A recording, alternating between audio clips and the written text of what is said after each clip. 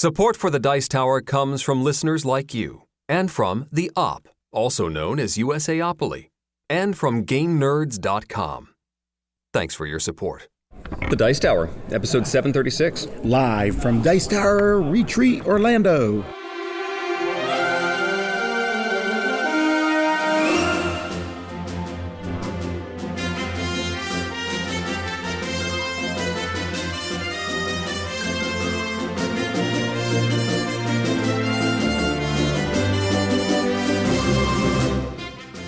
Welcome to the Dice Tower, a podcast about board games and card games, and especially the people who play them.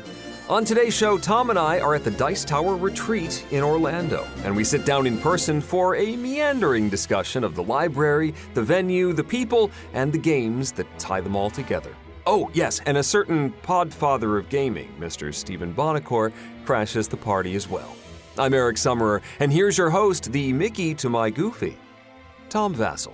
You know, I forget sometimes that Disney is in Orlando. How can you possibly forget that? I mean, because we're just surrounded by board games and not even looking at that? No, there's just so much other stuff, and I usually veer from the Disney stuff because it's so expensive. But there's Universal Studios, and I just went to a place called Deezerland. Deezerland? Well, I think the guy's name was Deezer. His last name was Deezer. So it has a huge car museum. There's a pinball area, an arcade, indoor go-karts, indoor miniature golf, and Rocket Fizz store. I found one down here. Oh, so this is the soda store that we often go to in true. Indianapolis, and there's one down here. Of course there's one down here. It's very exciting. Anyway, so no, I always look for the cheaper options than Disney. Okay. Well, I did go the Disney route. I was here a couple days early to do some Disney stuff. I thought I'd maybe just ride a couple of rides, have a sedate visit, but I decided to go with someone who was a maniac, and we needed to do everything as fast as possible and stay until closing every single night. So I'm a little sleepy. I'm feeling great. Good. So, folks, if you haven't figured this out by now, we're recording live from the Dice Tower Retreat in Orlando.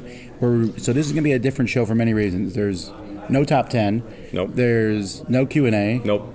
Well, unless somebody comes over and asks a question, which could very well happen because we're just in the middle of the floor. So somebody might come over and say, "Hey, Tom, where's this on the shelf?" Right, and also which way to the bathroom?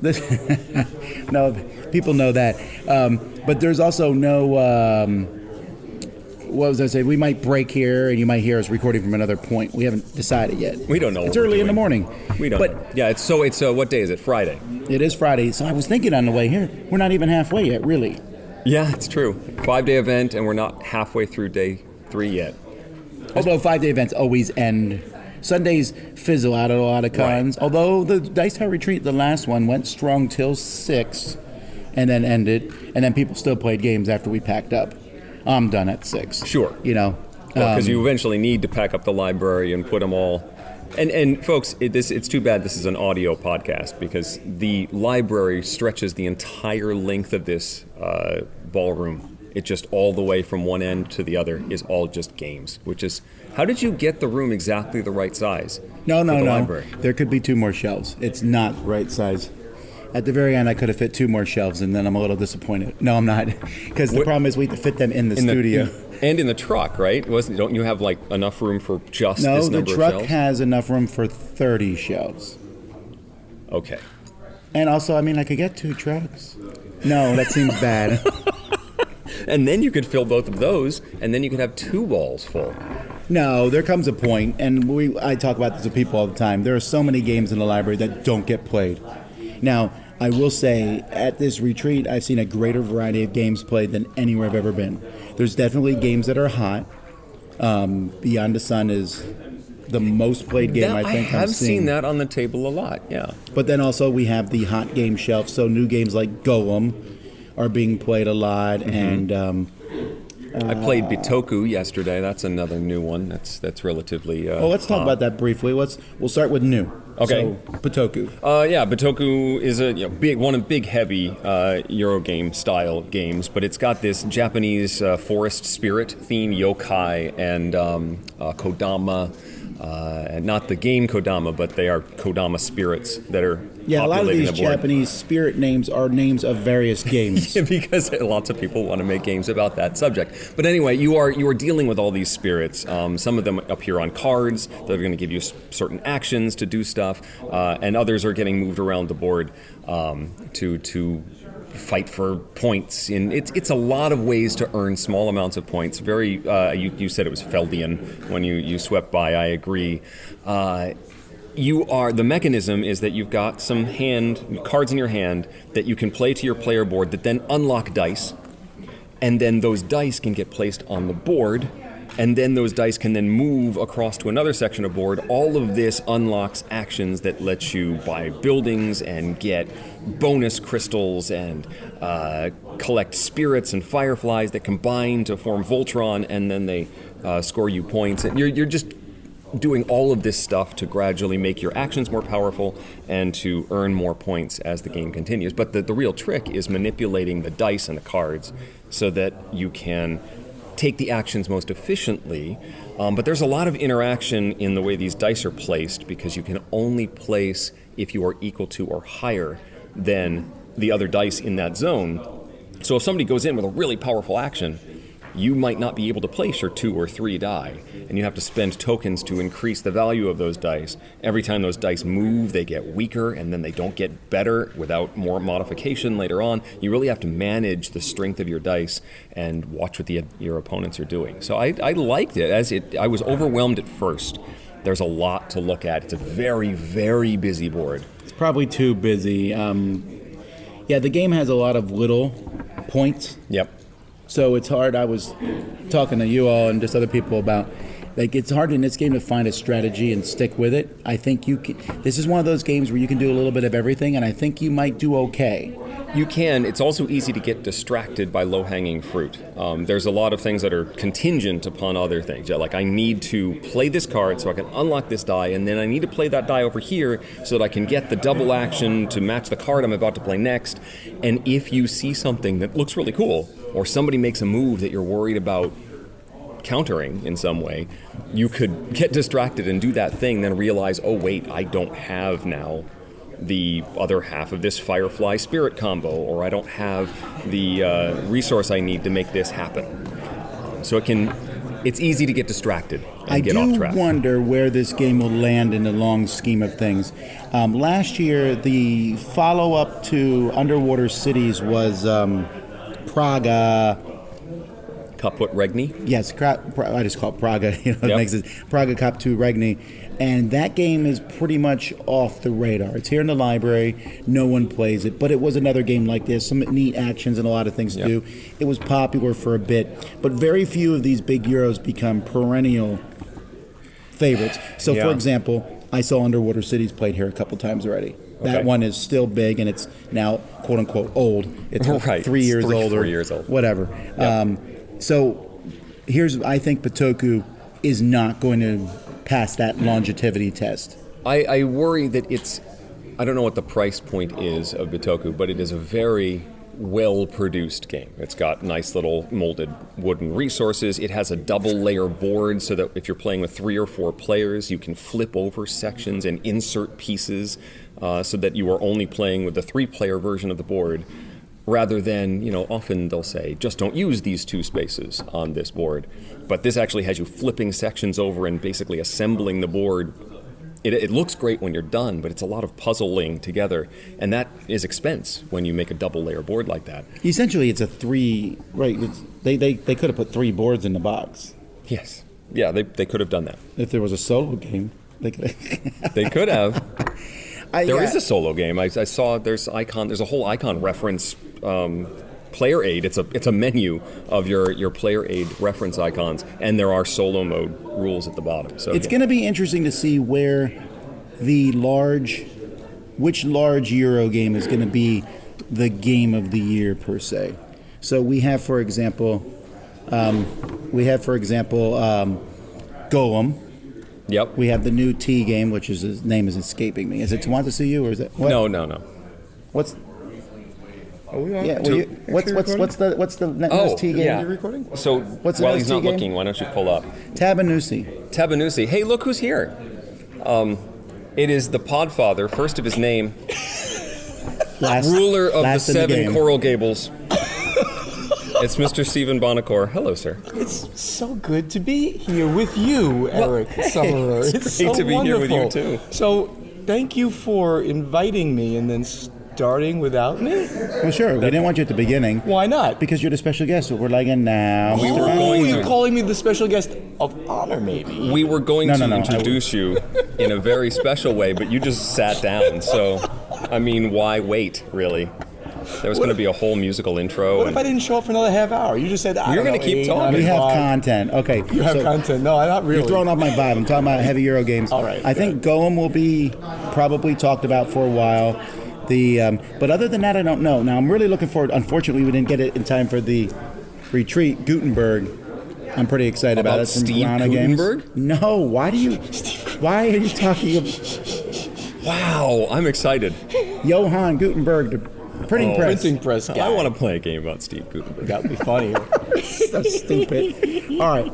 So let's jump from new to old. Last night, Eric taught me Number 1 on your list of games that Rummy you needed Cube. to play. We played Rummy Cube last night. Number 1 on the list of does it- must-be-played games at the convention. He said, well, it was, what, you said the highest or the most rated game on Board Game Geek that you had not yet played. Right. Oh, yeah. really? So I sorted them out and looked to see, and I'm excluding games like Cards Against Humanity because I'm You're not not going to play playing it. it. But the most rated game I hadn't played was Rummy Cube. I just never got around to it. So he taught me. I hauled it here. You know how noisy Rummy Cube is to haul around?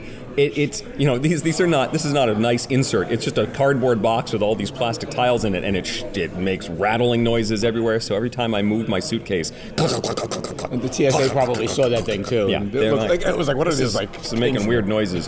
So anyway, haul Rummy Cube here, and we finally got to play last night. So what did you think? I liked it, but I feel like I'm good.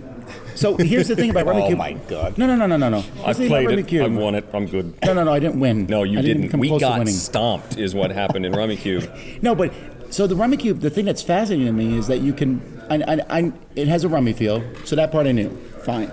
But the fact that you can take these tiles and break them apart, and I can move a tile from this group to that group, which then lets me put this tile out. This is the original game of AP.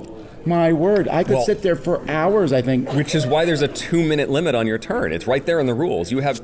No one does it, but you have 2 minutes to stare at things and shuffle stuff around. And if you can't get everything, because in the game you can break up clusters and rearrange them and then play your tiles on them. If you start moving stuff around and you can't complete it within the 2 minutes, you have to reset everything and take it all back. Which I think is Which more. is really I can't impossible imagine almost if you resetting it. actually did Yes. that. No, take a picture each time. It's your turn. Click. Yeah. Click. Go. That's actually a good idea. I actually think is it a great game? Of course not. But for a mass market game, it is very good and with Fine. lovely The one of Spiel des Jahres, I think. and great I think production. so. I mean, great production for that. You know, that really kind of nice tactile feel Yep. chips and Yep. great for families. It's a good family game, not for the kids, but you know, the teenage types and stuff. It feels like get it's it well. for the bridge group, if that makes sense. Yeah. Oh, I mean, that's what it's It's a always card aimed game. for. It's a and- card game with tiles.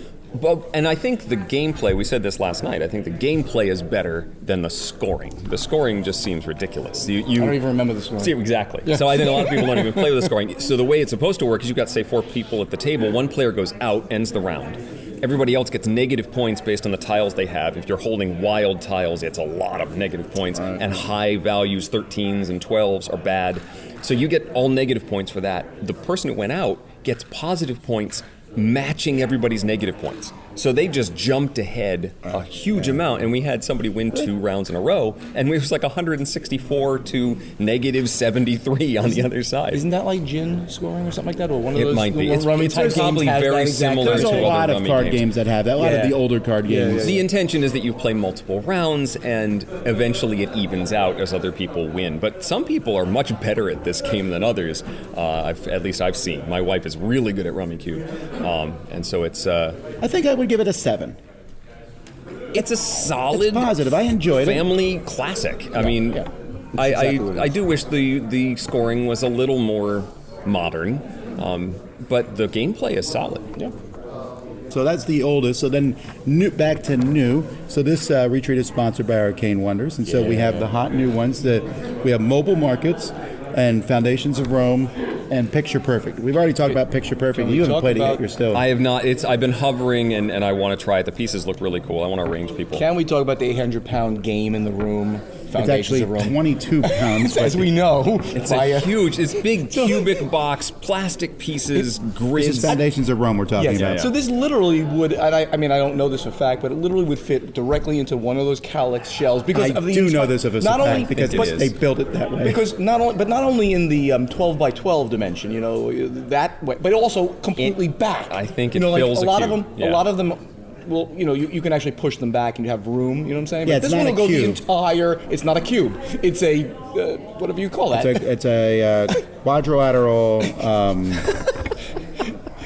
It's big, man. It is big and it's beautiful. And after 2 plays now, I played it twice, I really like it. The first game I said this is solid. This is just a really good game. They could have done it with polyhedral, the tiles, just regular, instead like in Cottage Garden, those things. But it sure looks nice when you build that city. God, it is gorgeous, but there's many layers of depth in scoring in that game. So it really, I took it from this is a very good game to this is a great game. I really love it. Well, you probably also it is definitely an in-your-face game.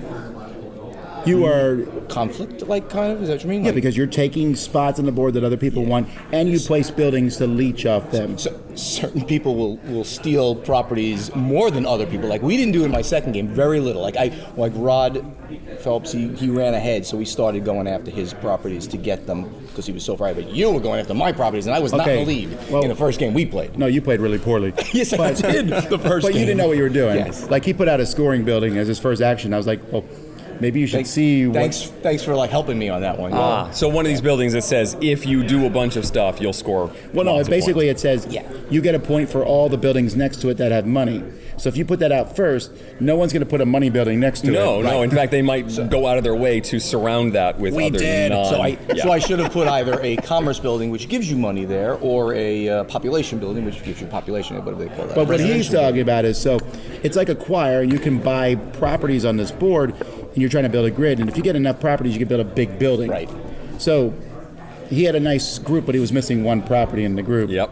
And it came around his turn, and he did not buy it. So I was obligated to buy it. You're not obligated, but you just did it several times to me, which is fine. That's the way the game.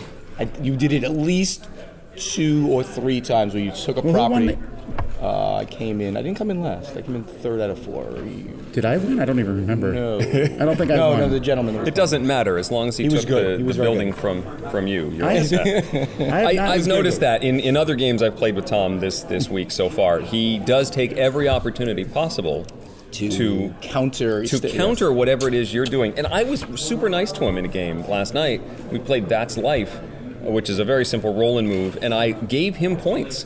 And then he went and did nothing but antagonize me for the rest of the game. I would like to point out I started that antagonistic against you, Eric. It was funny because we had played Rummy Cube. We were talking about old games and roll and move games, and the people we were with said there was no good roll and move games, so that's why we pulled out That's Life. Yep. And that's what I like about here. I do end up, sure, there's the new hotness, but I also like pulling an old game off the shelf. It is really cool to say... have you played this? And the table says, oh, no, I haven't. Well, I will go grab it. Yes, and the games are right there. And Tom just shuffles over. You got your little binder that says this is where all these games are. Although I need to add That's Life in it. I just realized that it's only under the catalog under Verflixt, which is the German title. I need to type That's Life.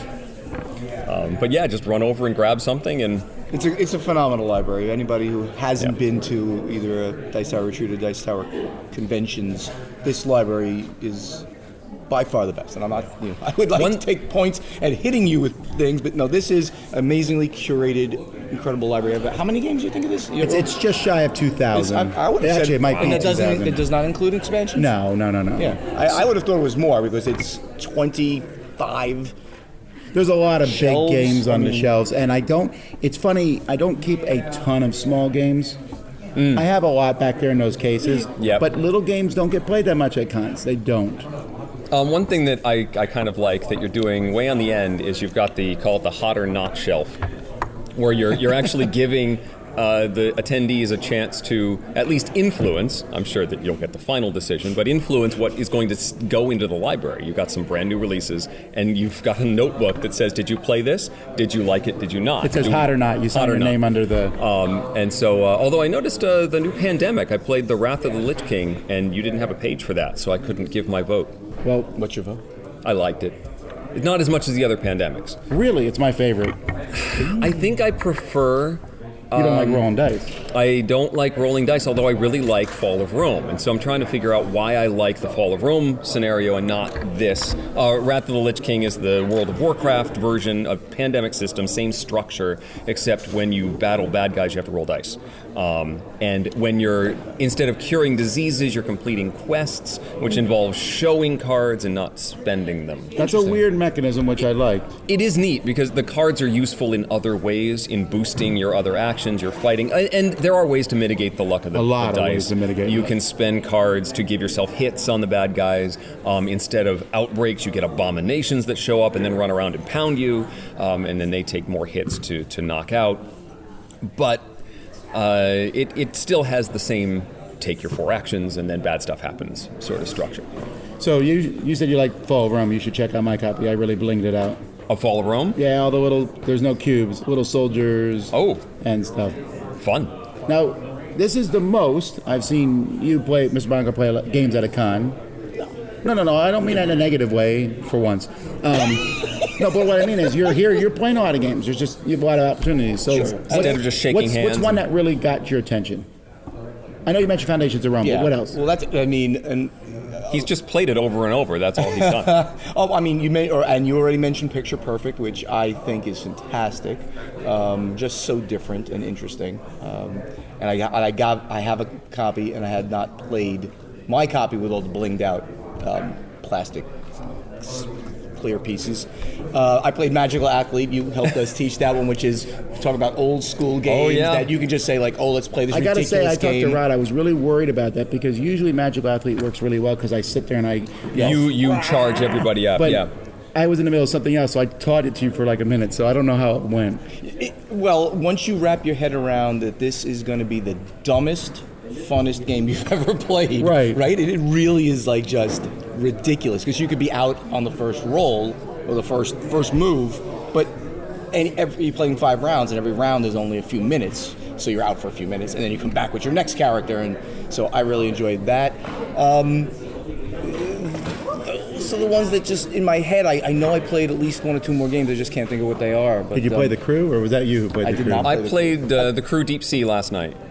I've played that at Corey Thompson's house back in July, before it even came back out to America. Do you have is it an American copy yet? I don't even know that. Yeah. Did you finally did? Yeah, it's here. I got 2 copies because I figured it might be popular. I think it's much better than the original Crew, which I thought was just okay. The original Crew, I liked it, but I didn't really love it. This, because of all the different types of goals in the game, they're much different in this version. Yes, well, it's random. So you've got level 4 mission says you need 6 points worth of challenges, and that could be one really difficult challenge, or it could be several easier challenges. And it's not the same. Mission 4 is not always the same every time you play, whereas the original Crew it was. So you lose a little of that progression of our group has moved through these 50 challenges, but you gain a lot more of the variability of I can teach this to lots of different groups. Mm-hmm. It's better for a more casual play session.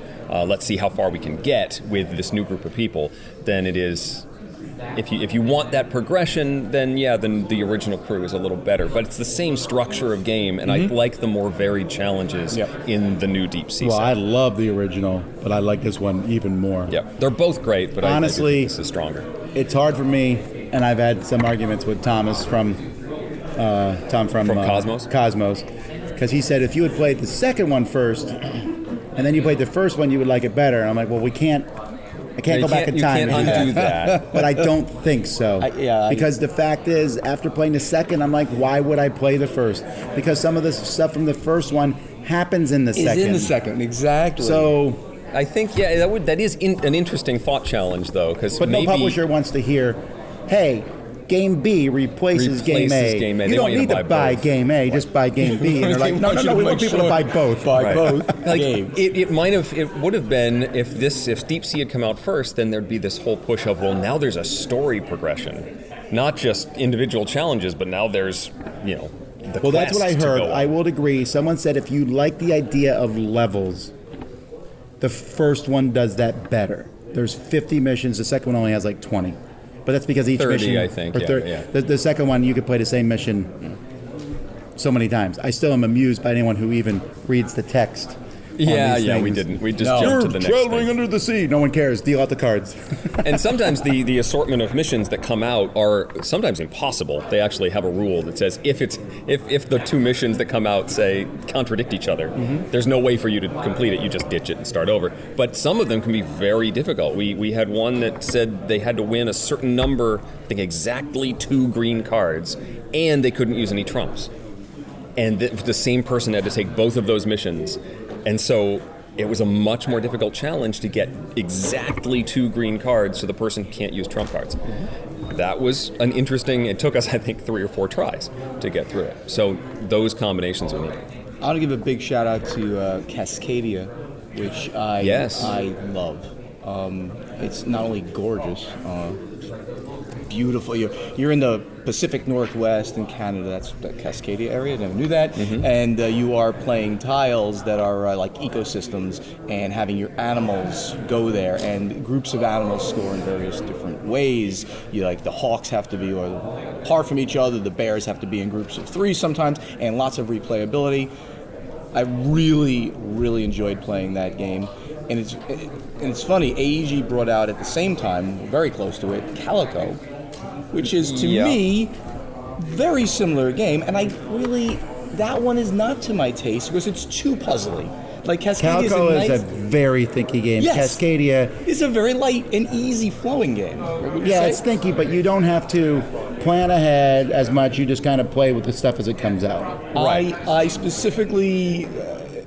I bought both of them because Paula loves really puzzly things. Yep. And she played at the Gathering Friends. She played both of them, and she said, "Oh, I really love Calico, and Cascadia is good too." I'm like, I'll buy that. I'd rather not play that one with you if it's okay, but I'll play Cascadia all the time. Calico's an excellent game if you really want thinky puzzles. Okay. I just don't. Have you played either? I haven't played Calico. I played Cascadia. Really enjoyed it as well. Yeah. But it's more tactical because there's only so many tiles and tile combinations available at any given moment. And so you've got 3 options on your board. You've got 4 options of tiles and associated animals.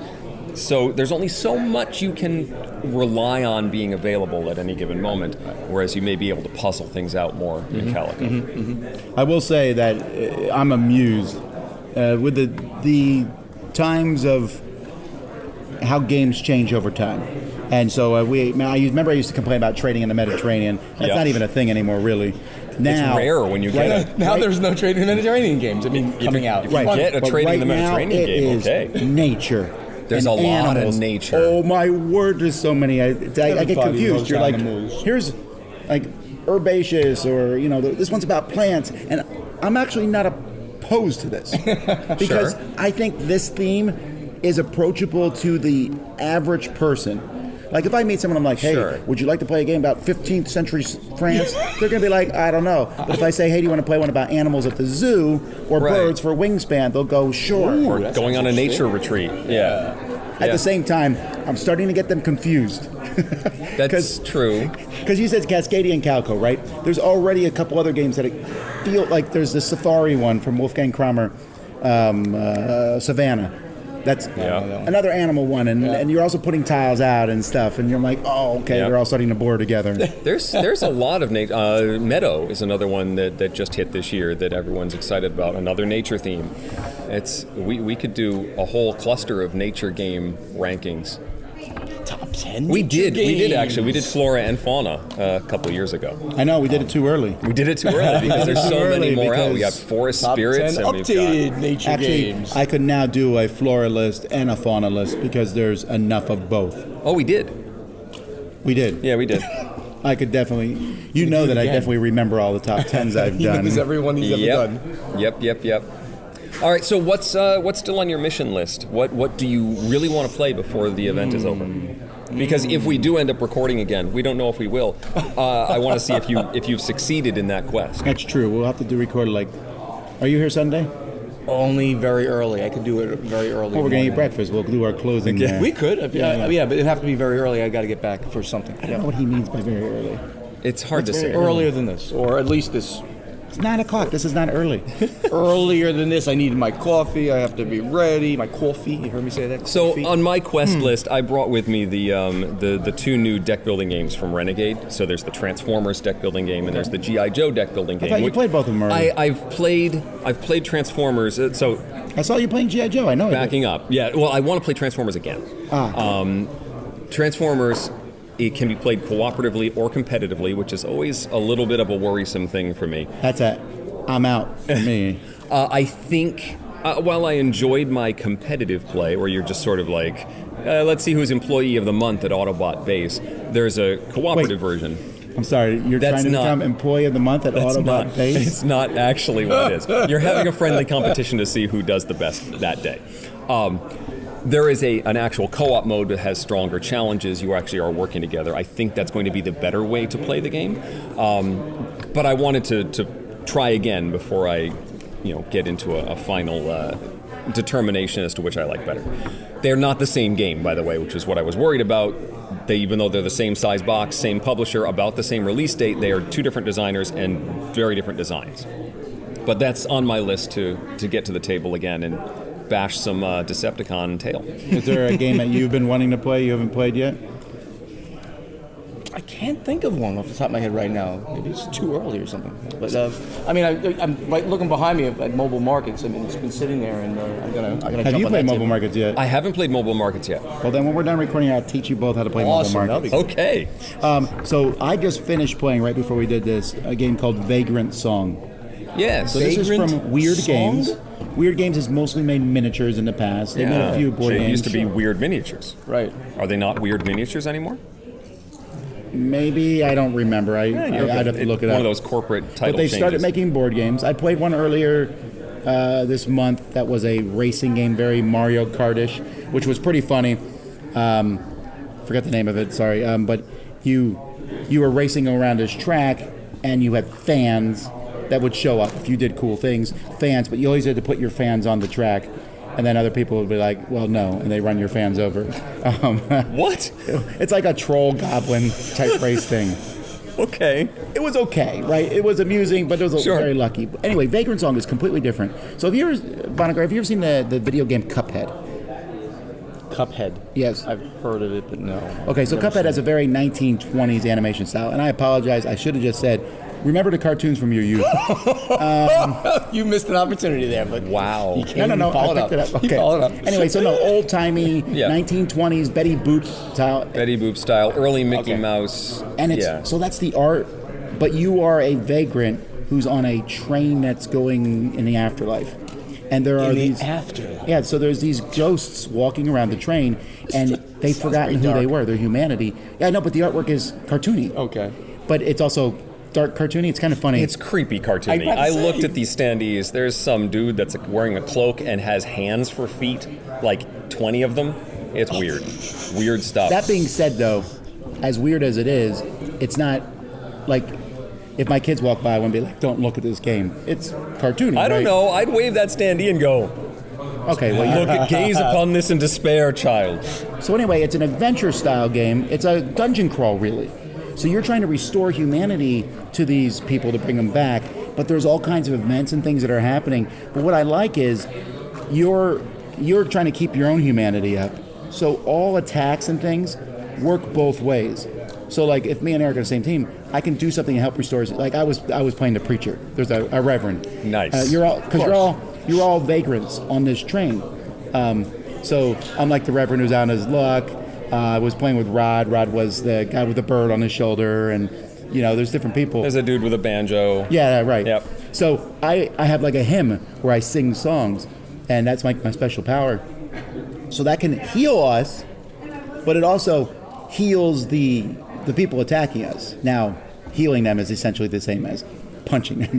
In fact, you can punch them because they're like, sometimes the best way to remind someone about their humanity is a little pain. You know? This is great. It's a story game.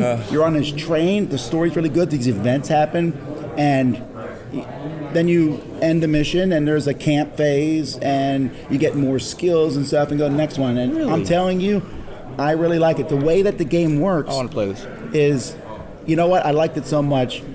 You'll play it again. I'll play it again. Good. Easily. But Let's play that one. There's a little Just bag. making the list longer. Keep going. There's a little bag that looks like the knapsack you throw from Yeah, your shoulder. it's like plaid gingham fabric. It's great. And so you pull tokens out, and the tokens have different symbols on them, like an apple, a candle, salt. And so you can pull those out and use them. Like you can put a candle somewhere, and the ghost will move towards that instead of you. An apple will heal you or whatever. But when it's the bad guy's turn, you pull that token out, and it tells you how they act. Huh. But you can also get event tokens that are thrown in the bag sometimes. So you pull that out, an event happens. And there's a lot of storyline to the game, but Is it one of those foreshadowing things like with Robinson Crusoe where you know that this token is it's foreshadowing something and you throw it in the bag and well, if sure. it comes For out? example, we run the train, and I'm talking about scenario one, so this isn't much of a spoiler. But we said there's a loud thump. And then it said And then put a a token token goes over in the by the bag. wall. No, it said by the Oh, wall. by the wall. So I was like, should I go check it out? I did, and it was just a suitcase. You know, but I was like, okay. In this game, I don't know what it could be, you know. And I think things are only going to get worse. But also the bad guys you fight, they can change. They have two faces, like a smiling face and a frowning face. So if you flip it over, all their actions change. Like when we got on there, the ghost was running from us. We're like, oh, okay, let's chase him, restore his humanity. And then he hit the wall, and it said flip him to the other side, and he was like, now you die. Wow. This is really interesting. Everything you're saying is like, I want to play this game. Yeah, because again, we were talking about trading in Mediterranean. I am kind of up to my gills with orcs, goblins, dragons. Yeah. Don't get me wrong, I like them, but one of the reasons I like Gloomhaven is it's a different universe. It uses fantasy in different ways. This is that same thing. It's something different. I mean, I'll slay a few orcs and goblins. I mean, I can do that. It just, to me, that feels, when you put that in a game, feels like you didn't put a lot of effort into it. Like when I find the bad guys are skeletons, orcs, goblins, I'm like, Heroquest did that 30 years ago. It's so funny. I was going to say, speaking of orcs and goblins, Heroquest, the saddest thing is that Heroquest arrived at my house the day that I arrived here, but of course after. Yes, you know, you get so the- I saw the delivery notification, I got the notification. yeah. I'm like, oh, if it arrives before 12 o'clock, it's, you know, it's like between 11 and 4 or something crazy like that. And Speaking As of you're that, pulling Hasbro away. executives, you couldn't have got us a copy for the retreat. yeah, you know, guys, come on. For all you Hasbro When you're executives listening, yeah. There's many Hasbro executives on there, but I was really hoping to have brought it here and just relive my childhood, I guess, and play a little bit of Heroquest. Yeah, I'm curious. I'm going to take it on and play it with my kids. And it's supposedly zero, essentially, updates, except for, of course, the components. And my recollection, of course, from my younger days, yes, I was kind of young when it came out, is that it was good, but I've heard that it's really not. Yeah. It's really, really, really basic for any kind of dungeon. Well, I think at the time it was more complex and thematic than anything else you Wait, could is get it in at the that library? I don't think it is. point. I think Heroquest? The original. Well, you better get rid of it because the other one's coming in. You did buy it, right? Or We could No, go look I have it it. up. It's at my, it has two. Yeah, I no, it's not in the library. It was. I think it was initially, and as soon as I found out the new one was coming, You I was might like, as well all right, get out. origin. That old box, although probably the new box is the same dumb size as that old one. No, I think it's one of these Calyx type boxes. It's a I think it standard is. size Oh, I box. could be wrong though. I mean, maybe it was the ugly long one. So I let don't me, know. Let me ask this then: did you back? Me and Eric were talking about this before we recorded. Did you back the new Risk Legacy? No, did We it? talked about that on the show. I remember it's on Pulse, just like this. Yeah, I mean, I heard about I say it. back, didn't I even- mean pre-order. I Yeah, guess. for Hasbro, it's a pre-order. Oh, It's that's the same right. That's thing, right. it's Pulse. Okay, now I'm remembering. This is Hasbro, and no, can I tell my story about the original Risk Legacy? Can I Yeah, quick- sure. guess. Why not? I Why mean, don't we you hate spoil all of it, stories, too? but yeah. No.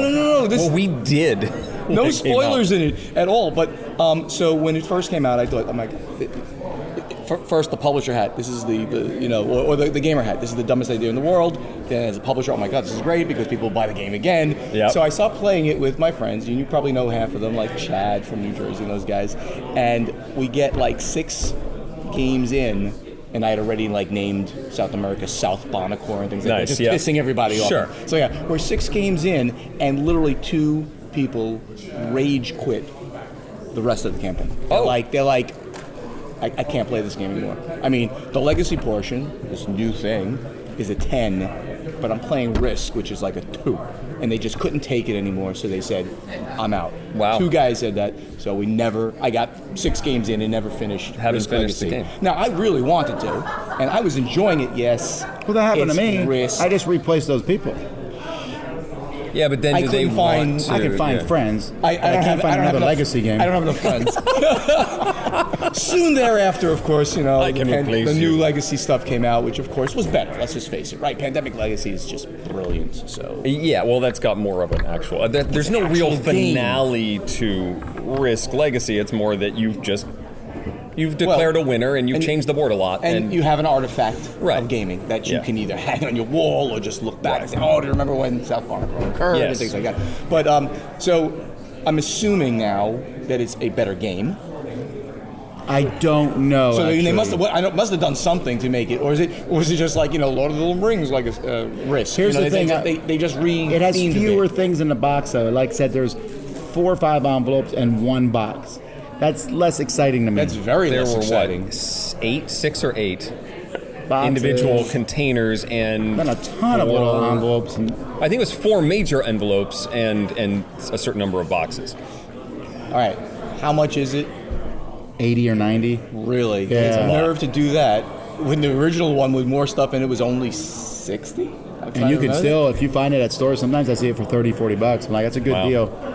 They printed a lot of that Risk Legacy because I still see it sometimes new at stores. I still have a second copy waiting to play with the kids. It's still sealed. I want to do the, you And you break played the that whole seal thing? open. I played the full 15 on my first copy with friends from college.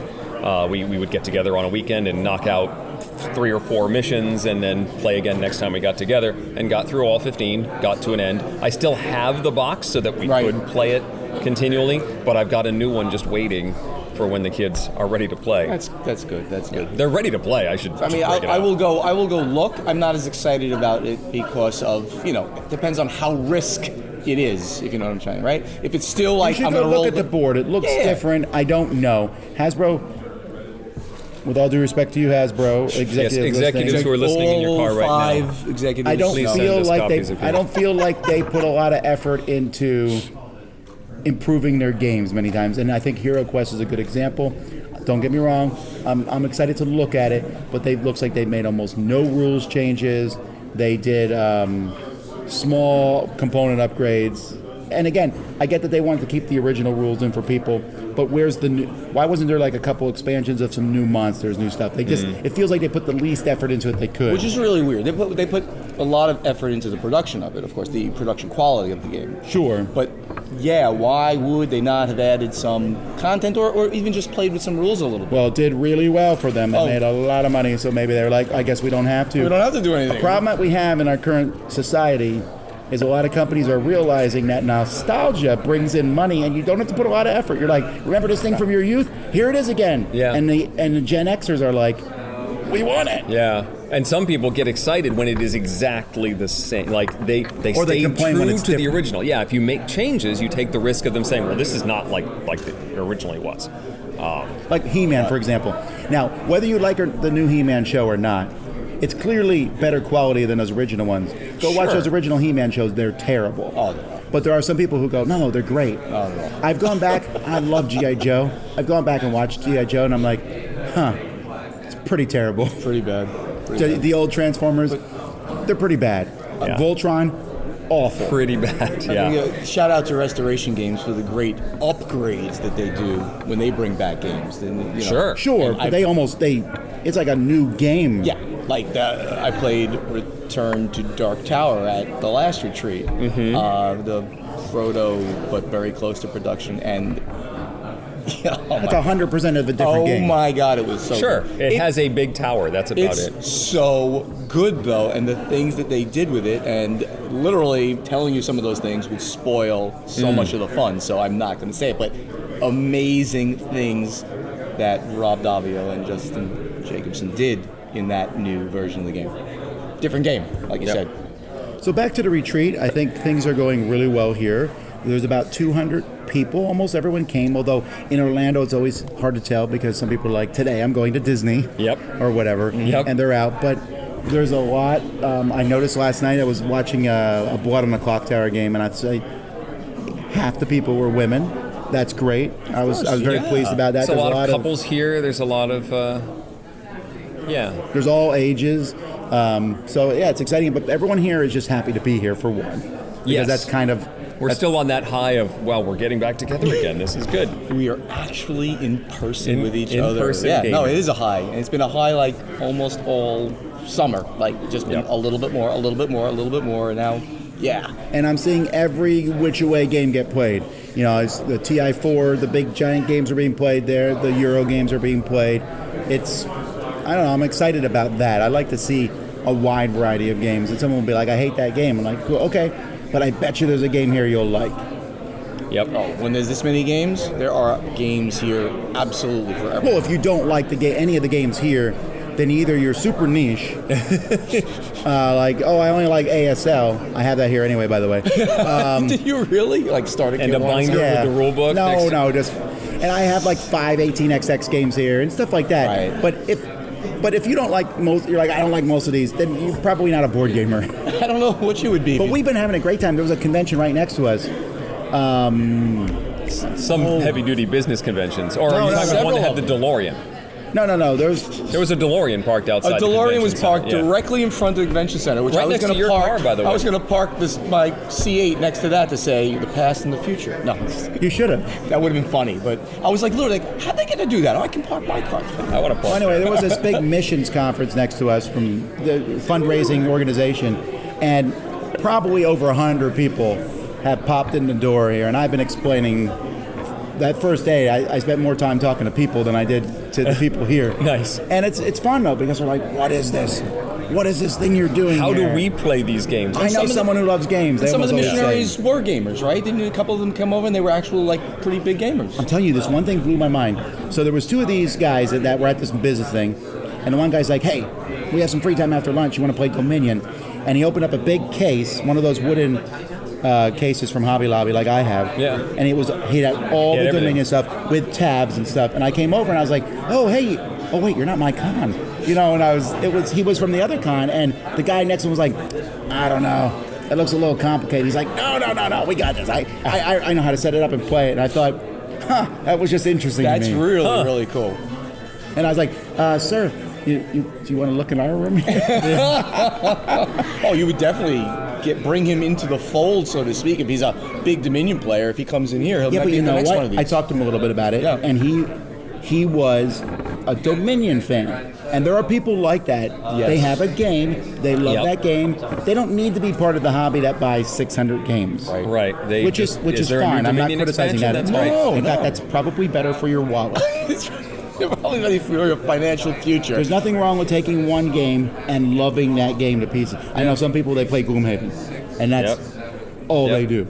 They don't need any other dungeon crawls. They don't need any other games. They own Uno and Gloomhaven, and that's it.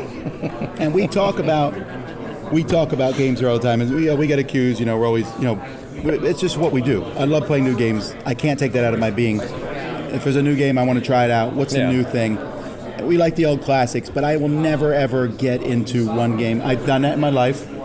I played Overpower CCG and Star Wars CCG. I played them. For a while, it was Warhammer 40K. That was my only game. I've done that. I liked it, but I kind of like having that variety. But I get and I appreciate people who love one game a lot. Yeah. And I mean, a lot of us have friends that are like that. I don't have friends who concentrate on one game only. You don't have any friends who like a card game a lot? But they'll play this particular card game a lot, but then... No, I'm talking like a bridge or Rummy. Or No, I know don't, some but- people who have Mexican dominoes, and that's their game. That's the game. Mexican Train, sorry. Mexican Train, Train. yeah. Train, which is a dominoes game. Right. No, I don't. But yeah, I mean, I know that there are that. I only play like Ticket to Ride. I think I've heard people say that to me.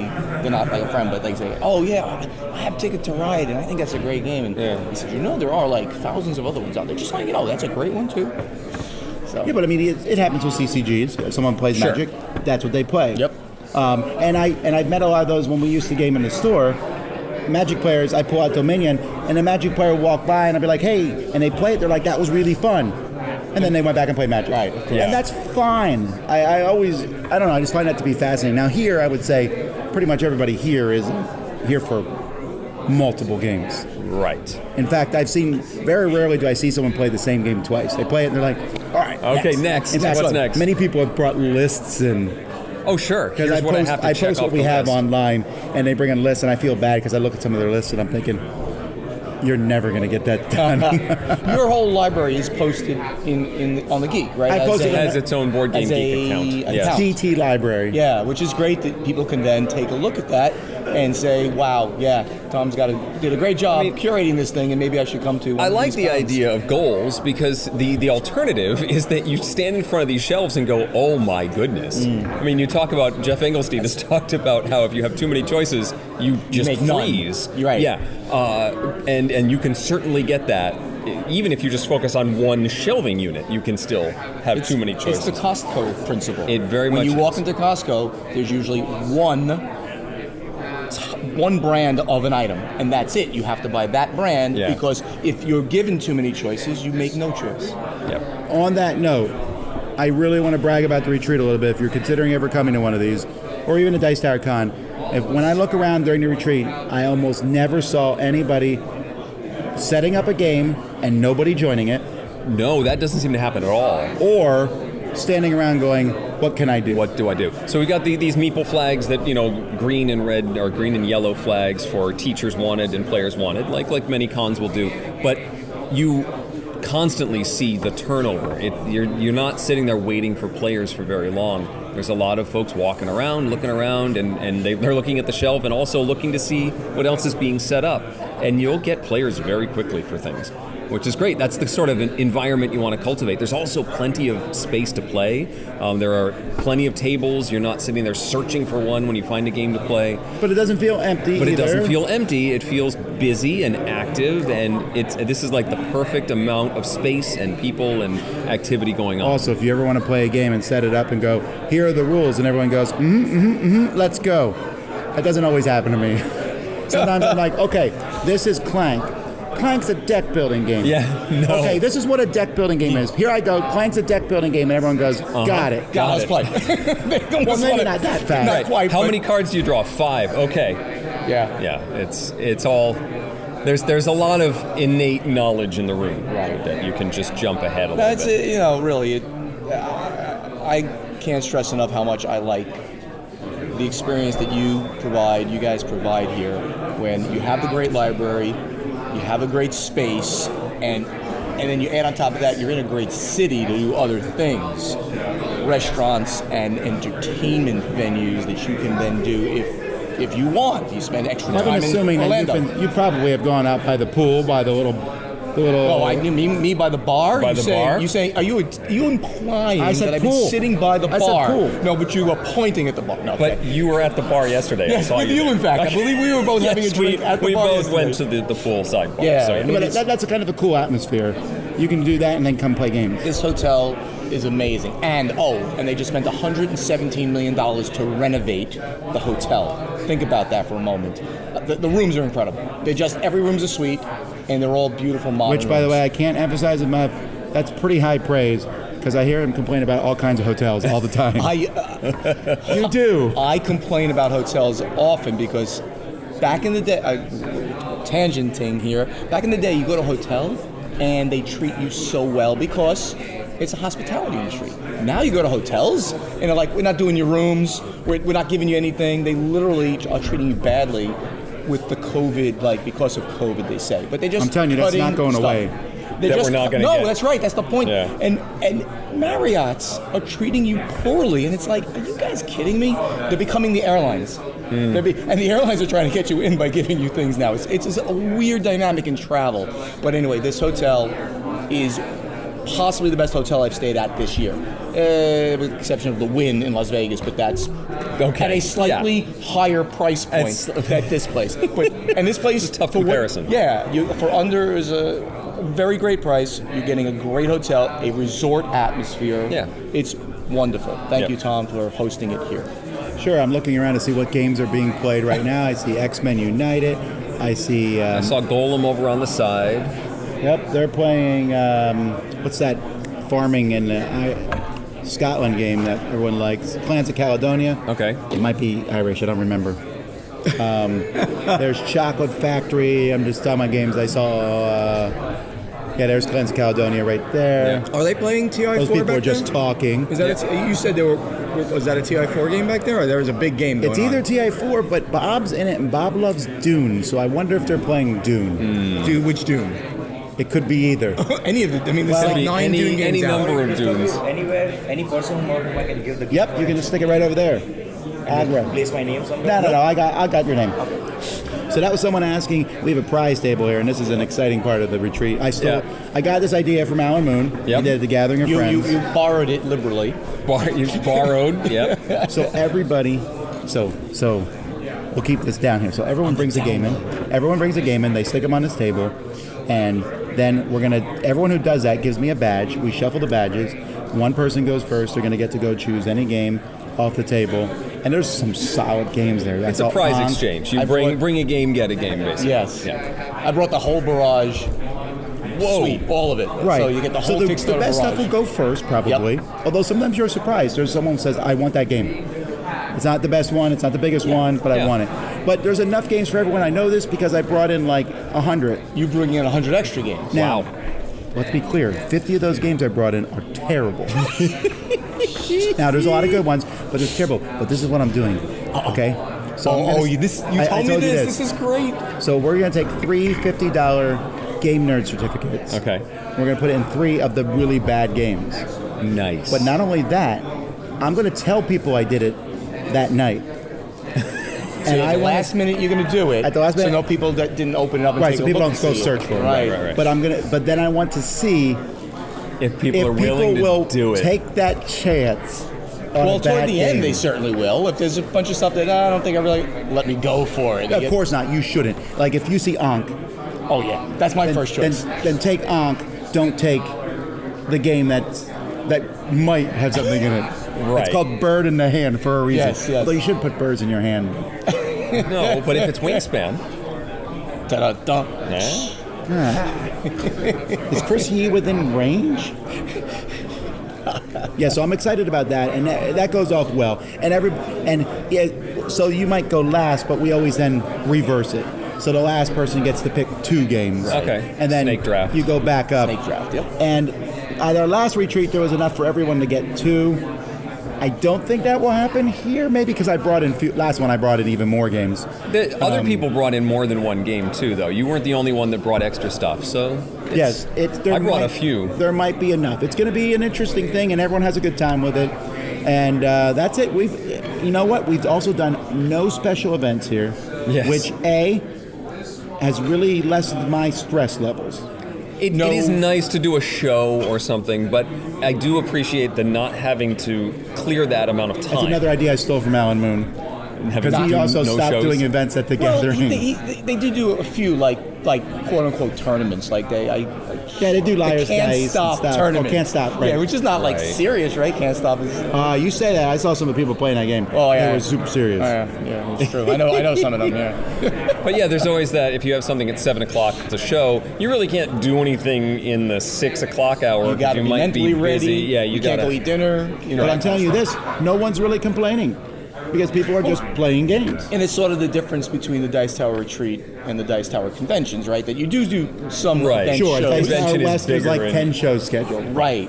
And here it's just get together and game your butts off and make new friends and hang pretty out with much old the goal. friends and go out and have nice dinners and sit by the pool.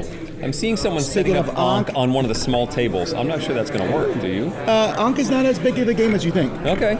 You can it's play on Ankh the on mat, and it's very small, and it's not too bad. I've seen some folks setting up. Occasionally, they'll plop down like 3 boxes on one of these small tables, and someone has to come over and say, "Just so you know, That ain't you're gonna never going to fit. You have to go." Even over there. Bitoku, that Euro game you played. We barely fit that on the table. All right, I think it's a good stopping This point. is, and if we come back, we can say whether we managed to complete our goals of what we've wanted to play, and if we don't, this is a great place to end. No. At least me and Eric will be back. We'll be back. But if I we don't would like to be back. Well, you're invited. if you're but who good. knows whether we're going to start at the time that you think we're going to start? Literally, if I didn't text him this morning at like 7 a.m. or 7:30 it was, and he goes, I said, when are you going to start the podcast that you invited me for? Yeah. He goes, 8 or 9. I'm like, a.m. or p.m.? He goes, a.m. I'm like, could you have told me this? I mean, I would have gotten up I earlier. told you it was in the morning. No, you did not. You absolutely did not tell You me. forgot. a thing. It's no worries. You are again lying. All right. He said, quick, we better start before Buonocore gets here. All right, let's take a break. We'll be right back after these messages. Support for the Dice Tower comes from TheOp, bringing you Cuphead, the fast-rolling dice game. From the popular side-scrolling run-and-gun video game, Cuphead, comes an all-new fast-action original cooperative dice game from TheOp. In Cuphead, the fast-rolling dice game, you work together to be quick and nimble to avoid the attacks and defeat the bosses to win. Roll to fill your move meter with jump, parry, and attack moves as you battle against familiar bosses, but hurry before the timer runs out. It includes 8 fan-favorite boss decks, custom dice, custom art, and more. Replay over and over again to try and beat your high score. It's a must-have for any Cuphead fan. Cuphead, the fast-rolling dice game, is available now at TheOp.games or your friendly local game store. And don't forget the promo code for Dice Tower listeners. You can get 10% off your entire purchase at TheOp.games. It's available for all games, puzzles, and accessories. Also, free shipping is available on purchases of $49 or more. Offer available for U.S. residents only. Enter the code DICETOWER at TheOp.games. So, have you ever been at a convention and suddenly you look up and realize, oh my goodness, it's the last day? It's almost like you blink or go to, say, a commercial break, and you come back, and it's the last day of the convention. What? That's the feeling I'm having right now. That's pretty funny. Yeah. So it's Sunday morning, and we are back after a few more days of playing games. There are 23 people here.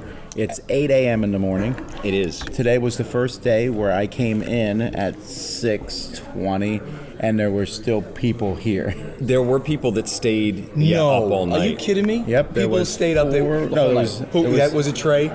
No. Trey goes to bed and gets up early. There was 3 people. One was one who was just talking to us before we started the podcast, and they were like, "Let's play a game."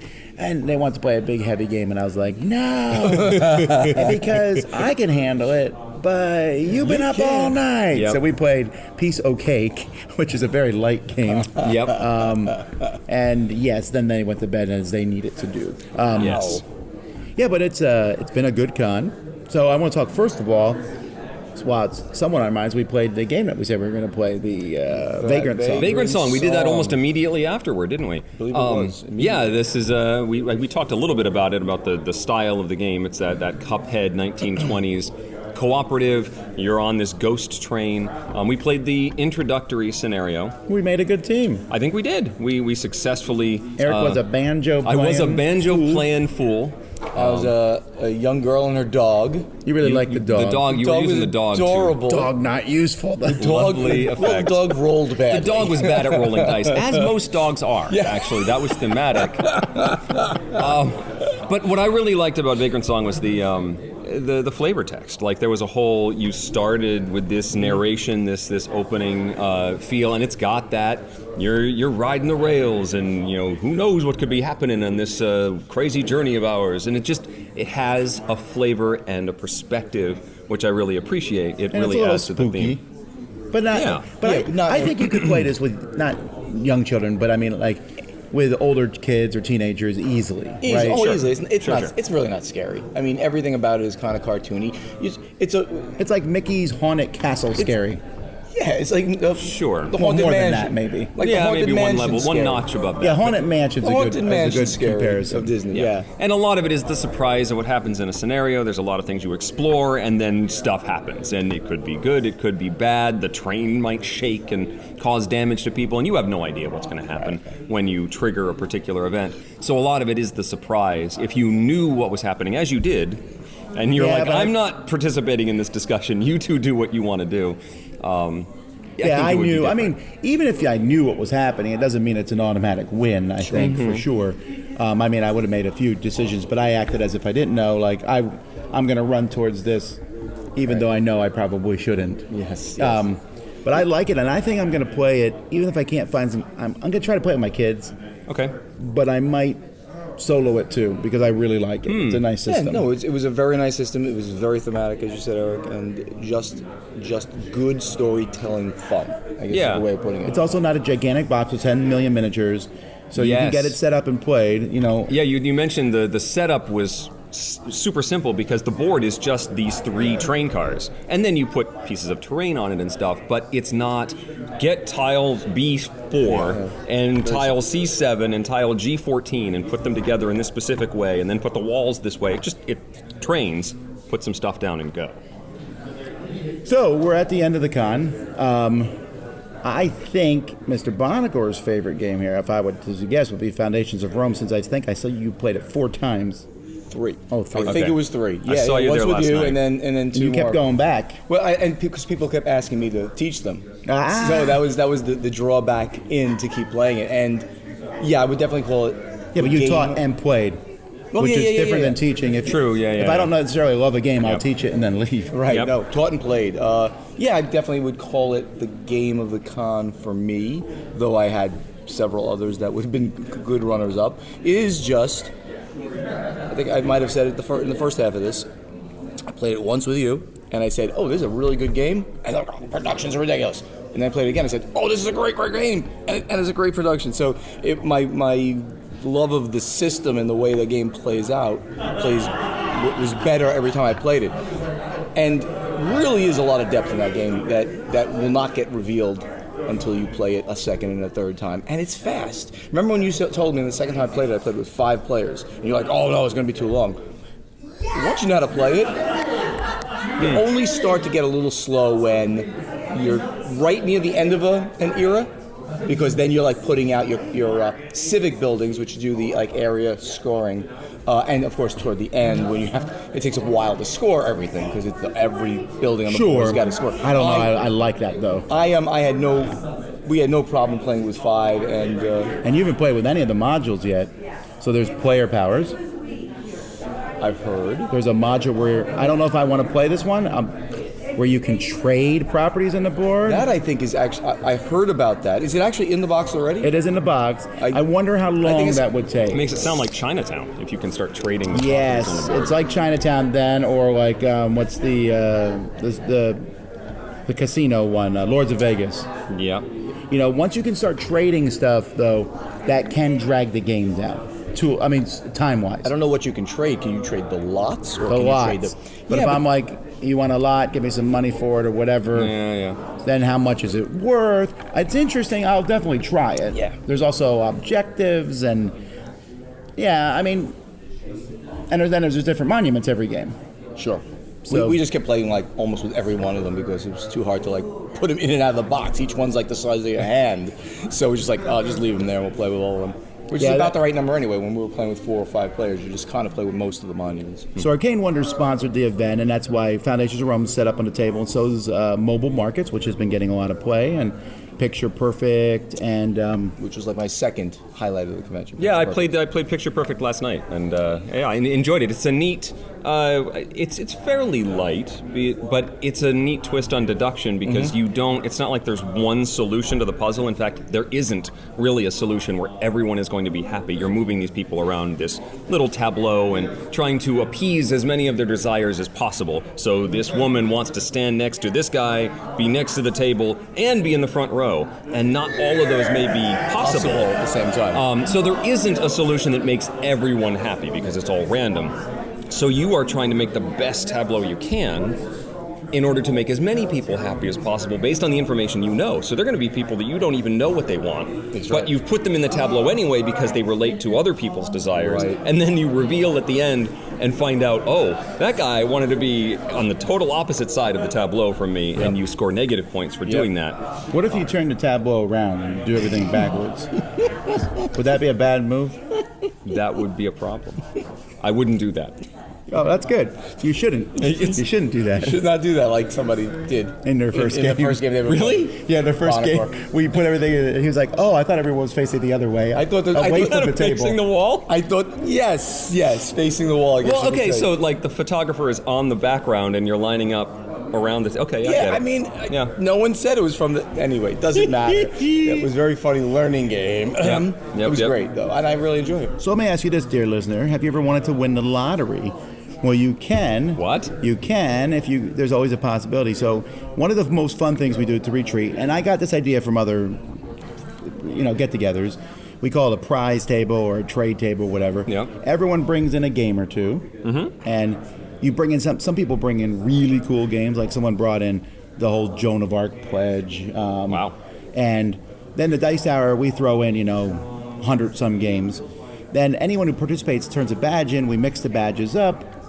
And then you call it the first one, that person gets a game. We go through the whole list, but if you're last, you get to go twice. And you know what? Even for the person who went last, they got 2 games they wanted. So it worked well. First person, Mr. Stephen Buonocore. That was. And the crowd insane. Booed him. The crowd booed. Then I went back to my seat. Then they cheered. Well, what did you get? So I picked Descent, the new Descent, and which also had an extra promo And the giant playmat. Giant playmat. It was. That playmat is nothing. It's like just a background. It just says that Descent what on it it, is? and that's it. No, I mean it's a. What it does is it gives you a square. So if you're playing Descent, the new, this is the 3rd edition we're talking about. Right. You play an app and it reveals rooms and stuff. You'll know that it's in this square of sorts. It's not going to go outside that square. Right. Okay. So the mat's not necessary, but it gives a nice background. Sure. But I really felt like bad that I got called first. Sure, and but I I'm telling you, it was completely random. It was. I certainly hope you wouldn't cheat. But I did. I put up the whole set of Barrage from the Kickstarter, the whole thing. So I mean, I thought at least I put up a really Trey And was that was one of saying- the first things to go. Yeah, that went I think 3rd or 4th. Trey, who's an Uber gamer, said that this is he said Descent is the best thing on the table and Barrage is the second best thing. So I felt kind of vindicated a little bit that he put up a really good thing and I got a really, really good thing. So, But it was, totally random. Eric was in the middle. I was somewhere in the middle, and ended up with a couple of co-ops. I got the X-Men United, which that was pretty cool. I have the Marvel set, and I think we had talked about here on the show that it was enough for me right now. But X-Men has characters that I'd like to use in there, And you can mix and match them. And I can mix and match. So getting that box, it's going to fit right next to the others, and I got the Kingdom Hearts cooperative dice rolling game, which I haven't played yet. That looks like it might work. So one of the things that you did this time, I mean, you always put in a whole bunch of games that, maybe not as good as some of the games that people bring. And That's not the word he would use. Maybe not the word, but It's Tom, trash. We put in some trash You put games. some trash in there too, which would end up going obviously either toward the end, or you make stacks literally at the end. You make some stacks and then you draw some numbers, and people go with maybe 10 trash games, but they're happy that they're getting 10 more games. So one of the fun things you did was that was a great idea. Yeah, I put in 3 of the games, I put a $50 game nerd certificate. But I also told people I did that. So we did it at the last retreat, but I didn't tell anyone. We had a copy of Monopoly on the table. And the person who got Monopoly, we were like, you open your box. You win. And they got a free retreat. Nice. That's very cool. But in this one, we did those $3 $50, but we told people. So, of course, it didn't affect the first 30 people. Sure. You're still going to go for You're going to go for the good game. I don't think but it after affected that, the first 150 people. Maybe. Well, after a while, people were like, well, let's try see. this. Yes, why don't I go for it? And a couple of people specifically picked some bad Yeah, 2 games. people I think picked it and got it. One person got it. They thought the game was good. It's not. That's funny. because they didn't even open it for a while. They're like, no, that's not one of the Yeah, I trash had to go games over and that I was Tom put like, in. yes, it's in that one. They're like, really? I thought this game looked good. I was like, it's, well, Not too good. bad. But good news. But you got $50. Yep. So we're coming to the end of this. Overall impressions, this is, I mean, it's always easy to say, this is the best one yet. But it was pretty good. The hotel here was phenomenal. Yep. They do a good job at keeping this room clean. Like, I always come in retreats in the morning and I clean up all the trash everyone leaves. Yep. And I've had to do almost No, it's nothing. been pristine. And this is at the Caribe Royale, the convention center that we've had experience with over many years. And it's really nice to be back here Yeah, and but see it's it renovated. better than and- we've been here before, for sure. I think. Again, I think we might have mentioned it. They are in the process of spending $117 million on this hotel and convention center. That hurts my head to think about that. That number, how do they ever make that money Yep. back? I can't understand it either. The rooms are amazing at this hotel, and Tom knows that I'm a little picky sometimes. Beautiful rooms. The convention center is great, and we will be back here for Dice Tower East Yep. in July. Indeed. And if anybody's listening and you have some vacation time in July, come here. The resort is fantastic. I gotta say, the variety of games that's being played is, I am enjoying seeing it. I've seen old games like Memoir 44 and Ra and stuff like that being played. I've seen games pulled off the shelf that I was considering pulling out of the library because people weren't playing them. You asked during the whole prize ceremony, how many people have played a new game this convention? They've never played before. Every everyone, person put their hand up, and then you say, well, how many people have not played a new game, right? And that proved it. It was like no hands went up. I think one person raised their hand, but I think they were joking. But yeah. They were like, yeah. Nobody came here and played only games they knew. Yeah. And lots of people told me that. They use these things, and I mean, it makes sense. Right, that's the you point. go here and you play as many new games as you can to see which ones you want to buy. Sure. Right. Well, when you're dealing with a library like this, that's the point. You want to choose stuff that you haven't had a chance to play, try things out. There's still some stuff I haven't seen. Okay, not one person, I think, played an 18XX game, and I have like 6 of them. So come on now. Tom McCrory's here. I didn't see anybody playing a heavy war game. I saw Memoir 44 and some other stuff. Are they playing one right now? No, back I was there? about to say, didn't you say there was a TI 3 or 4 game Well, I going? don't know that I mean, That's not I really guess. a war game? Yeah. Not the same thing. Now those games, the big Ameritrash style games, those haven't been played. Yeah. I mean, well, Roy's demoing last night his game, but there's Twilight Imperium I saw played. I saw Dune, the old original Dune being played. Really? Yeah. Oh, I would have loved to watch that one. Nemesis is a pretty big game from Wake Realms. That's been played several times. Wow. The big Euro, big splashy ones, and of course the hot games. Everyone's trying Sure. them out, seeing if they're good or not. Yep. And party games. So Clover, which if you heard loud bursts of laughter while we're talking about this, There's they're a playing group So playing Clover So Clover right now, yep. That is easily the People's Choice Party Game of the Year. So Clover. I'd agree. I think. It has been out of the library almost the whole time, I think. I It's didn't, very it's funny, I didn't popular. see anybody playing it, but yes, it is an excellent game. They're Excellent. literally playing it right now over there. The one thing that I had wanted to circle back on that we talked about in segment 1 was that I wanted to hit Transformers again. And you played it again? I played it, yes. I actually played it twice more because people saw me playing it and then asked to play it again. So Sure. it's come out a few More times. than meets the eye. That sort of happens. You see, somebody comes by and says, "Oh yeah, have you played this?" Or I wanted to play this, and it becomes, well, I could teach you to play it after this, and you sort of make an appointment to do it again. But I had wanted to play the cooperative version. This is one that you could play both competitive and cooperative. I like cooperative better. I think it just fits the theme better. But that always bugs you when there's both, and like which one's the real game. You have to wonder which one was the. Yeah, seriously. Okay, I don't think you should put both in the box. But if you feel like you have to as a publisher, that's fine. Tell me. What's the original? Yeah, what's the main one to game? play? You were with me that one time at BGG Con. I'll never forget it. Where there was this Mars game. I forget what it was called. It was not. Yeah, it wasn't. Red Planet or no, it wasn't Red Planet. It was some Mars game. It was a Mars game. But it in the rules it said this is a co-op, semi-co-op, solo, or competitive game. Yeah, and it didn't tell you which one was the primary and all game, the and rules it just were mixed together. It'd be like, if you're out. playing a cooperative game, do this. If you're playing competitive, Yeah. And Really? I rage quit it. I was so mad halfway. we did not play that game. I was like, I don't know which rules, and I don't want to learn the inferior game, right? You don't want to learn the variant. Right. I wouldn't ever say inferiority, but you would. Well, no. One of them's not going to be as good as the other. Is that really the case? I mean, Yes, it's 100% the case. So cooperative is better. I think it fits better. I also think that you want to play this with 3 or 4 players and not 5, which is its maximum. It expands the board. If you're playing at 5, it takes longer. That's the way it was in most games. Sure. The one thing with your expertise, Mr. Podfather, as a publisher or former publisher. It's not a visual medium, but I am rolling my eyes. Yes. So let's say, the Transformers universe, you got the Autobots and the Decepticons, good guys, bad guys. Right. In this base box, everybody is playing the Autobots and they are fighting the Decepticons. But you can tell that the publisher, Renegade, has planned to release something that's going to let you play as the Decepticons. Cool. And so the Decepticon cards have all of the iconography that the good guy Autobots have that would be adding them to your deck. But you can't do that as an Autobot.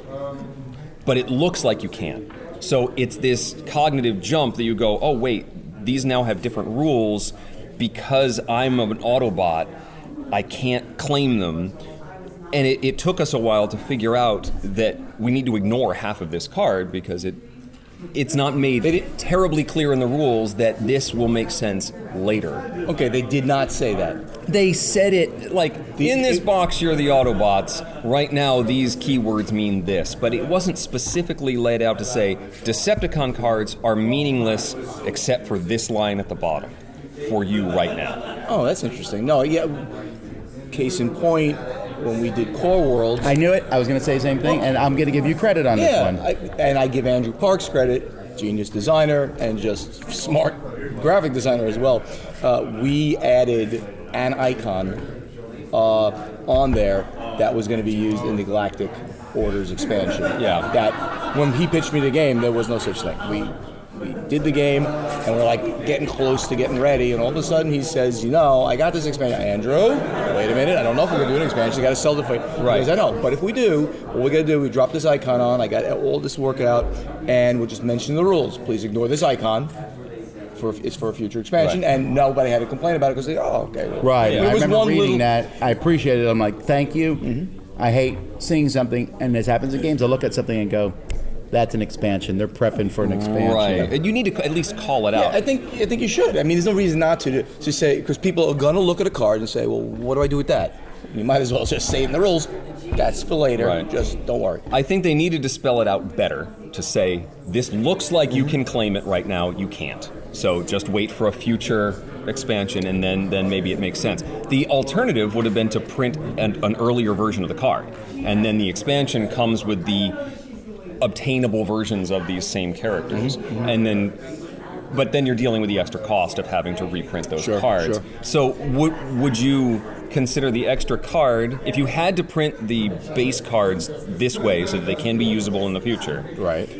is that better than making the base game easier to understand and taking on the extra cost of reprinting those cards in a future expansion? I mean, it's hard to say because I've never seen the game, and I don't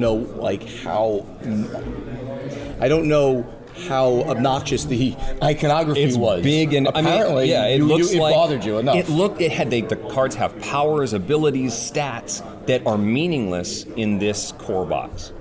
And you look at it, you're like, ooh, I want that card. You can't have that card. That's a Decepticon. You have to just kill it and get it off the board. You know what? It's going to be one of those things like, do I That's want a to tough reprint? How many cards were there that were like this? 50, 100, 200? Oh, the ones that are Decepticons are maybe less than 10. It's not that many in the whole array of things you're I'd be going to run into. reprinting them then. I mean, I can't imagine why I wouldn't want to reprint them just in the next box. Hey, Future Eric here. I hate to belabor the point on this particular game, but accuracy and all. I did some research and found out there are 12 Decepticon cards in the main deck. But also there is one card, the matrix of leadership that only shows up in competitive games, and it didn't actually show up in the competitive game I played at the retreat, that does allow you to recruit Decepticons into your deck. There's one card that can do it, and so those symbols are necessary in this core box. Anyway, there should be an opportunity to get Decepticons. Let's let past Stephen and Tom and Eric keep talking. Anyway, thanks. Unless you want to tease it. Maybe it's a teaser. But then you'd kind of want to tease it with a statement like, Is Starscream one of these Decepticons? Starscream is a boss. You can't claim Starscream. You have to fight him. Ah. Yeah. Starscream's a boss. I like Starscream. But the other, like Ravage and stuff, can be claimed by Decepticons in a future expansion. Soundwave in it. Soundwave is a boss as well, and he can't be defeated if there are mini cassettes on the table. Mostly, although as a kid, I was like, he transforms into a tape recorder. Tape deck. Can't do anything with that. All right, back to the robot. So he interfaces with like all technology. That's all. Yes, I know, but as a kid, I loved Transformers, but I always struggled with Soundwave and Megatron. Because Megatron changes into a gun that you can run around with and play guns with your friends, but when you're playing Transformers, it doesn't make sense. In this TV show, he turned into a gun that another robot would hold, which was also really stupid if you think about it, because they were already loaded with missiles. Yes. And he'd be like, here's an extra pistol for you. Thanks, Megatron. Well, I mean, the toy company the toy company came out with these robots and said, make a cartoon about this. Oh, my goodness. So that's how that worked. Oh, no, I get that. I mean, it's more amusing as time goes by. Anyway, short answer, I enjoyed the game. Cooperative is better, but it feels unfinished because there is this obvious other box that's coming. Right. That's interesting. I always wondered, like, I'm torn between this with boxes for games. So a game comes out, and there's big spaces in the box that are clearly for the expansion. So the game rattles around, but when the expansion comes out, you're like, hey, yay, forethought. It all fit here.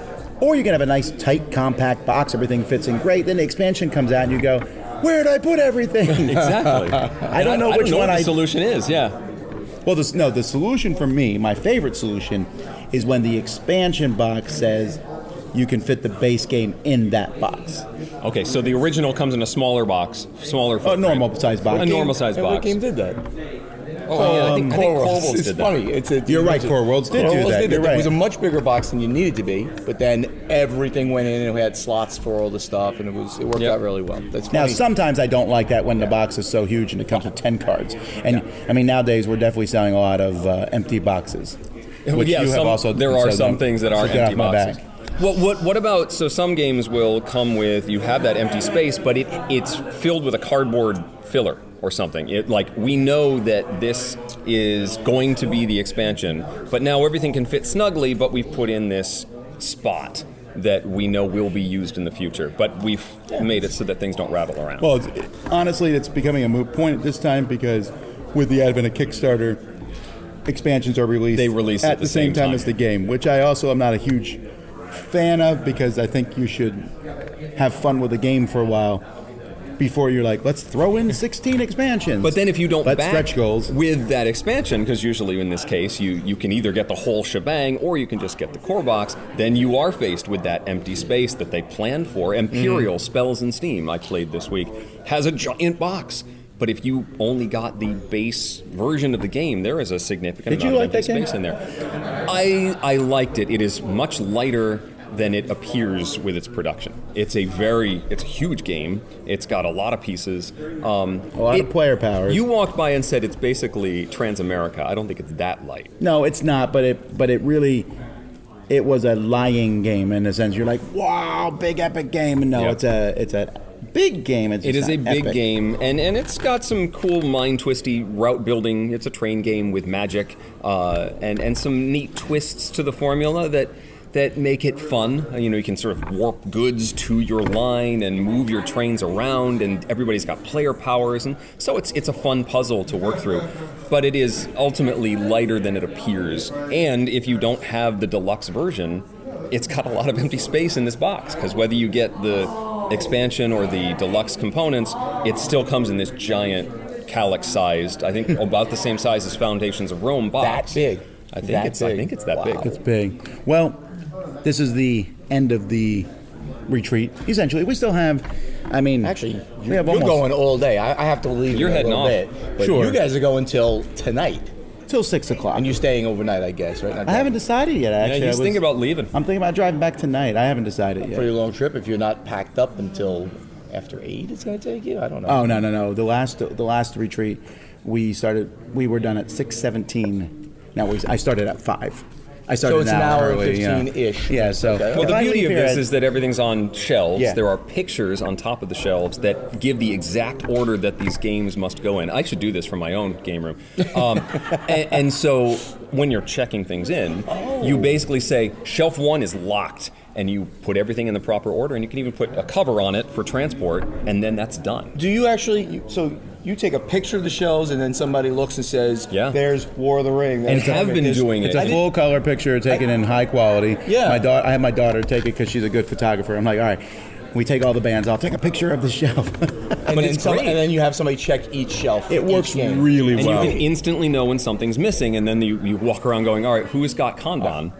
Right. What, okay, as soon as you're done, it's got to come back here. Or you've got 30 like- minutes to finish. Or like now, because at Right. 6 p.m. you want all games back in, right? Which is Yeah. very fair. Yeah. You gotta- So that's it for but the con season's not over yet. So this Not week close. you're going to be at Board Game Geek Con. I leave. Was one of the reasons I'm leaving right now. As soon as this is over, basically. sleep at home for a night? I get to. Well, I got a contractor coming. I'm selling my game table today. This is a crazy amount of stuff going on today. Go to sleep. One day at home tomorrow. Laundry. Laundry, and get on a plane very early on Tuesday morning to fly to Dallas for the week, Yeah. right? In Dallas, at Board Game Geek Con, which is fantastic. I'll see Tom. I'll see you there. I may show up. He may show up.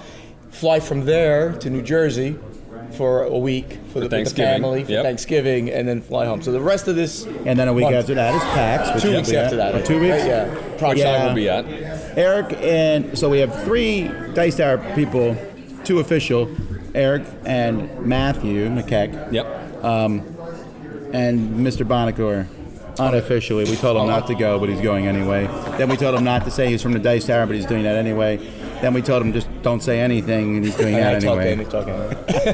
No, I'll tell you what. This has been a great event. I've had a lot of fun. It's been very relaxing. I'm not feeling exhausted right now, which is good. Sleepy, not exhausted. But There's a- coffee will help. Sleepy though, I mean, when I get home from this, I'm not going to go, I need 2 days to recover. No. From these, it's not so bad. Right. I am glad I'm doing a book tomorrow, because I'm working tomorrow, but I'm glad I'm doing a book that I already know the characters, and it's not too many difficult to pronounce words. That's important. Well, anyway, this is. I hope you guys like this live version of the show. We'll be back to our normal show. Well, next week is Mandy and Suzanne, but after that we'll be back to a normal show with a top 10 list. Man, this year is going so fast, We're flying. but it's good. It's good. The vibe here has been good. Everyone has been fun. I've had like 0 bad experiences with That certainly people here. helps Fun with the stress games. level. I played some pretty terrible games. Everyone laughed about, which I is don't know fun. if I've played any terrible games. I have not think played I've a enjoyed terrible everything. game. I've enjoyed every game I've played. Yeah, It's been well, really good. if you guys want, I can show you. Show. You know Let what? me We should show you probably this end one things now and here. run. This one goes over well. It was on the prize table. It is crap. That is what I said. Alrighty, well, that's it for the Dice Tower. Thank you everybody for listening. Until next time, I'm Tom Vassell. I'm Stephen Buonocore, the podfather of gaming. And I'm Eric Summerer. Oh, and you've been listening to the Dice Tower podcast. Have fun gaming and things like that. Yeah. Thanks for listening. Promotional consideration has been provided by game publishers in the form of review copies of games. This episode, number 736, was recorded on November 12th and 14th, 2021. Mandy and Suzanne are with you next week, and in 2 weeks, Tom and I explore our top 10 games that were ahead of their time. This podcast is sponsored by listeners like you. Thank you for your continued support. And speaking of support, the Jack Vassell Memorial Fund is dedicated to providing support to members of the board gaming community in their hour of need. If a catastrophic event has become more than you can handle, find out how we can help at jackvassell.org. The Dice Tower is produced by Tom, Mandy, Suzanne, and Eric, with assistance from Rob Searing, Chris Yee, Mike DeLisio, and Roy Kennedy. Our bloated aging cows are brought to you by Swellings of Elder Veal. Timothy Pinkham composed our theme, and hosting is provided by Game Nerds, your all-in-one solution for all your nerdy needs at GameNerds.com. Let us know what you think of the show by posting to the Dice Tower Guild at BoardGameGeek.com, following the Dice Tower on Twitter, or by emailing us at tom@dicetower.com or eric@dicetower.com. And don't forget to visit the other shows in the Dice Tower network, including Board Game Blitz, the Portal Gaming Podcast, the Family Gamers, Board Gamers Anonymous, the Broken Meeple, the Game Pit, and Dice Tower Tonight. Find your next favorite at dicetowernetwork.com. Until next time, from all the gang at the Dice Tower, have fun gaming. Future Eric will take care of that. Can we not have him on next time? No. Oh, him? Yeah. Who brought him? You actually said that we should probably do it. There's no proof of that. You specifically invited me to do this with you. Yeah. You even next tried time, to try change not the to be schedule drinking on him. vodka while we're doing it. This would be a Diet Coke thing. And vodka. With vodka in it.